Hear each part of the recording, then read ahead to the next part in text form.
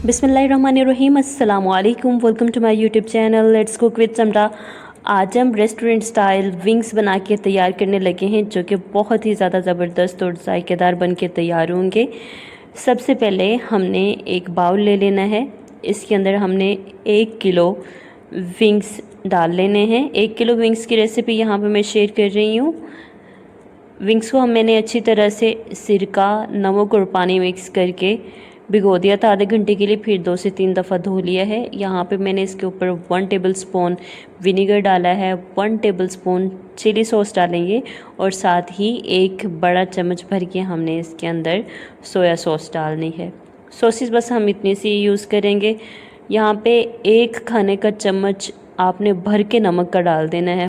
साथ ही इसमें जाएगा आधा खाने का चम्मच अदरक पाउडर और इस रेसिपी की जान लहसुन पाउडर। 1 खाने का चम्मच मैंने लहसुन पाउडर का इस्तेमाल किया है। 1 खाने के चम्मच का तीसरा हिस्सा मैंने इसमें काली मिर्च और 1 खाने का चम्मच सुर्ख मिर्च पाउडर डाल लिए है। ठीक है, तकरीबन 1 चुटकी जितना सफ़ेद मिर्च पाउडर डाल दिए मैंने। अगर आपके पास अवेलेबल है तो आप इस्तेमाल करें इसको। हल्दी पाउडर डाला है थोड़ा सा। अब हमने विंग्स को अच्छी तरह से सारे मसालों के साथ मिक्सअप कर लेना है। हाथ अच्छी तरह से धो लेंगे और विंग्स को अच्छा सा मिक्सअप देंगे ताकि हम मसाले सारे विंग्स के ऊपर अप्लाई हो जाएं। फ्रिज के अंदर इसको 1 से 2 घंटों का रेस्ट देंगे ताकि मसाले अंदर तक पेनिट्रेट कर जाएं। यहाँ पे एक बाउल ले लिया है मैंने। बाउल के अंदर हमने 2 कप मैदा डालना है। वज़न की बात करें तो ये मैदा तकरीबन 300 ग्राम बनता है। मैदे को आपने लाजमी तौर पे छानना है क्योंकि मानसून का मौसम है तो आटे और मैदे में सुंडियाँ वगैरह इस मौसम में आम होती हैं। इसलिए सेफ्टी को और सफाई को यकीनी बनाने के लिए मैदे को ज़रूर छानेंगे। यहाँ पे आधा खाने का चम्मच सुर्ख मिर्च पाउडर, आधा खाने का चम्मच लहसुन पाउडर और साथ ही हमने इसके अंदर डालना है हस्बे ज़रूरत नमक, जो कि तकरीबन आधा खाने का चम्मच है।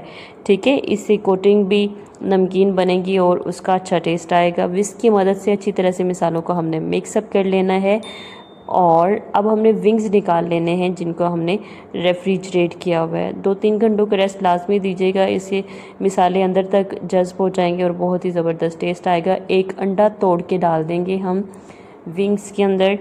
आप चाहें तो 2 अंडों का इस्तेमाल भी कर सकते हैं। मैंने यहाँ पे सिर्फ 1 अंडे का इस्तेमाल किया है। हाथ की मदद से हमने मिक्स कर लेना है। अंडे को भी सारे के सारे विंग्स के ऊपर अप्लाई कर लेना है। जब आप अंडा इस्तेमाल करेंगे विंग्स के अंदर तो फिर आपको कोटिंग के दौरान विंग्स को पानी में नहीं डालना पड़ेगा, बल्कि वैसे ही बड़ी बेहतरीन सी कोटिंग हो जाएगी।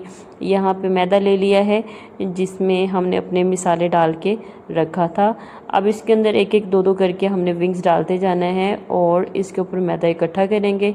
हल्के हाथों से हमने इसको मूव करना है। मैदे को साइडों से इकट्ठा करके हल्का सा प्रेस करेंगे। इससे बड़ी बेहतरीन सी कोटिंग हमारी विंग्स के ऊपर बन जाएगी। ठीक है, ये देखें जी, इस तरह से मैदे को झाड़ के निकालेंगे। विंग्स निकाल लेने हैं हमने। अगर मैदा ज़्यादा होगा तो जब फ्राई करेंगे तो ऑयल के अंदर मैदा जलेगा। जिस क्लोज़अप करके लुक आपको दिखा देती हूँ। आप देख सकते हैं कि विंग्स के ऊपर हमने मैदे की कोटिंग कर ली है। और चलें जी, अब हम इनको फ्राई करना शुरू करते हैं। किस तरह से फ्राई करना है और क्या टेम्परेचर रखना है वो सब कुछ हम डिस्कस करते हैं। सबसे पहले तो मैंने कढ़ाई के अंदर ऑयल डाल दिया है। आपने ऑयल की मिकदार थोड़ी सी ज़्यादा ही रखनी है। ये तकरीबन ½ लीटर से ज़्यादा ऑयल है जो यहाँ पे मैंने कढ़ाई में डाला है। ऑयल को हमने दरमियानी आंच पे गर्म करना है। बहुत ज़्यादा हॉट बॉइलिंग नहीं होना चाहिए, दरमियाना सा ऑयल को गर्म करना है। फिर इसके अंदर विंग्स डालने हैं। अगर ऑयल बहुत ज़्यादा गर्म होगा तो फिर उसमें हमारे विंग्स की ऊपर वाली कोटिंग जल्दी से पक जाएगी और ये अंदर से कच्चे रह जाएंगे। इसलिए ऑयल को नॉर्मल गर्म करना है और चूल्हे की आंच दरमियानी रखनी है। एक एक करके आपके बर्तन के अंदर जितनी जगह है आपने उतने विंग्स डाल लेने हैं और आपने फ़ौरन से इसके अंदर चम्मच नहीं चलाना, इससे इसकी कोटिंग डिस्टर्ब होगी। इसको आपने 2 से 3 मिनट के लिए ही, 4 मिनट के लिए ऐसे ही छोड़ देना है ताकि इसकी कोटिंग फ्रीम हो जाए। उसके बाद हम इसकी साइड को चेंज करेंगे। यहाँ पे 3 से 4 मिनट गुजर चुके हैं और आप देख सकते हैं कि हमारे विंग्स की जो कोटिंग है वो गोल्डन सी होना स्टार्ट हो गई है। अब हम बड़े आराम से इनकी साइड को चेंज कर लेंगे। इनकी कोटिंग बिल्कुल भी ख़राब नहीं होगी, लेकिन आपने टाइम गैप लाजमी देना है। इसी दौरान अगर आप चैनल पर नए हैं तो चैनल को सब्सक्राइब कर दें, वीडियो को लाइक कर दें और कमेंट सेक्शन में प्यारा सा कमेंट छोड़ना ना भूलिएगा। इसी तरह से हमने दरमियानी आंच पर अपने विंग्स को फ्राई करते रहना है। तकरीबन 10 से 12 मिनट के लिए या 7 से 8 मिनट के लिए आप इसको दरमियानी आंच पर फ्राई करेंगे तो विंग्स हमारे अच्छी तरह से फ्राई हो जाएंगे। इसकी कोटिंग का कलर आपने बहुत ज़्यादा जला के काला नहीं करना, बल्कि गोल्डन गोल्डन सा रखना है। तो फ्राई करने के लिए वो सारी स्टेप्स और ट्रिक्स को फॉलो करना है जो मैंने आपको ऑलरेडी बता दिए हैं। थोड़ा सा क्लोज़अप करके भी मैं आपको दिखा देती हूँ। देखिए हमारे विंग्स के ऊपर आहिस्ता आहिस्ता फ्राई हो रहे हैं और बहुत खूबसूरत सा कलर आ रहा है। ठीक है, ये देखें।